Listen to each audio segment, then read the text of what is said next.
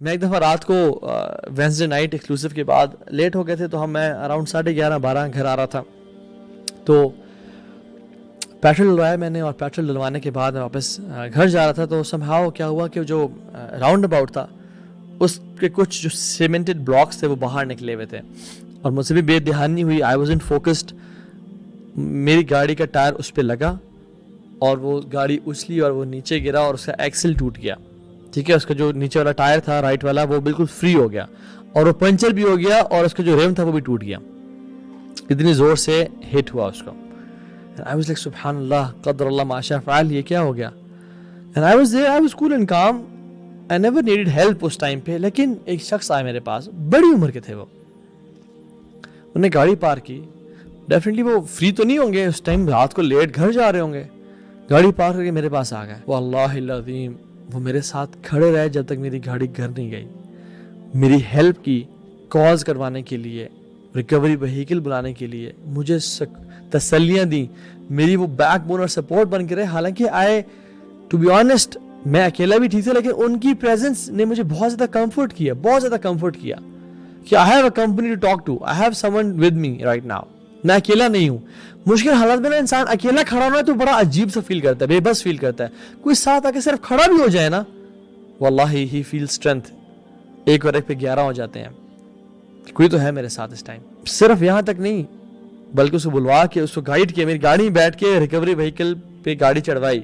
یہ کہا کہ تم نہیں کرو، میں کروں گا یہ، اور چڑھوا کے گھر پہنچایا. اور پھر یہاں تک انسان بس ٹھیک ہے مدد کرتی ہے، اب چھوڑ دے. اگلے دن میکینک کو کال کی، اپنے میکینک کو، کہ تم نے خیال رکھنا ہے اور تم نے کیا کیا کام کرنا ہے، تم نے کون سی چیز لینی ہے، اور اسے بارگین بھی خود کیا. اور مجھے کہا تم نے کسی کے پاس نہیں جانا سوائے اس میکینک کسی کے پاس جانا ہے، اور سارا کام کروایا. پتہ چل رہا تھا کہ وہ مجھے بھی نہیں جانتے. بہت سے لوگ نا آپ کے ساتھ احسان کرتے ہیں because they know you have benefited them, یا انہوں نے آپ کے لیکچر سنتے ہیں. ہی نیور نیو می، یہ آپ کو بتا سکتا ہوں. اگلے دن میکینک کو کال کی، اس کے پاس لے گئے، اسے بارگین کیا، مجھے سارا گائیڈ کیا. ہر ایک گھنٹے بعد ہاں کام کتنا ہو گیا، اچھا یہ چیز نہیں لینی وہ لینی ہے.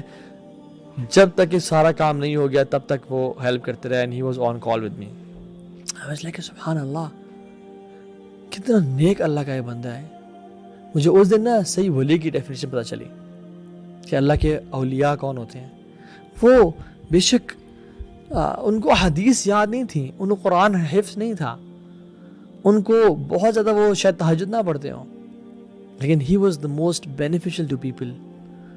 اور یہ ہوتے ہیں اللہ کے اولیاء. اللہ کی میں نے کیا فرمایا، it is more beloved to me to walk with a Muslim for his help then sitting in اعتکاف ان مائی مسجد نبوی for 1 whole month. Just imagine اللہ کے نبی کا اعتکاف کیسا ہوگا، ان کا قرآن کیسا ہوگا، مسجد نبوی کیسی ہے، اور وہاں میں ایک نماز پڑھنے کا کتنا اجر ہے. اللہ کے یہ فرما رہے ہیں. ہماری پرائرٹیز کدھر ہے، ہمارے سب کدھر ہے. یس کچھ چیزوں پہ بالکل کمپرومائز نہیں کرنا، نماز پہ نہیں کرنا، فرض نماز کو نہیں چھوڑ سکتے، شرک کسی حالت پہ نہیں کرنا چاہے ماں باپ بھی کہیں. لیکن آپ فری ہو تو مدد کر دو نا کسی کی. یار پیسے کمانے پیچھے لگے ہوئے ہو، اللہ آپ کی مدد کرے گا. آپ اپنے کھانا کھانا جا رہے ہو، آپ اس کی مدد کر دو. کچھ دیر لیٹ ہو گئے تو کیا ہوا، کچھ نہیں ہوا. So be from those people who are the most beneficial to people. Whoever walks with his brother regarding a need until he secures it for him, then Allah subhanahu wa ta'ala will make his footings firm across the bridge on the day of judgment, when the footings will be shaken. Allahu Akbar. کہ جو اپنے بھائی کی مدد کرے گا، کہاں تک اس حدیث میں کیا آتا ہے نیکسٹ اسٹیپ میں، کہ جب تک وہ اس کا کام کروا نہیں لیتا، جب تک وہ اس کا کام سیکیور نہیں کر لیتا، تو اللہ سبحانہ و تعالیٰ قیامت کے دن پل صراط کے اوپر سے جب لوگوں کے قدم پھسل رہے ہوں گے، اس کے قدموں کو جماعت دے کر اور کھڑا کر دے گا. اللہ اکبر.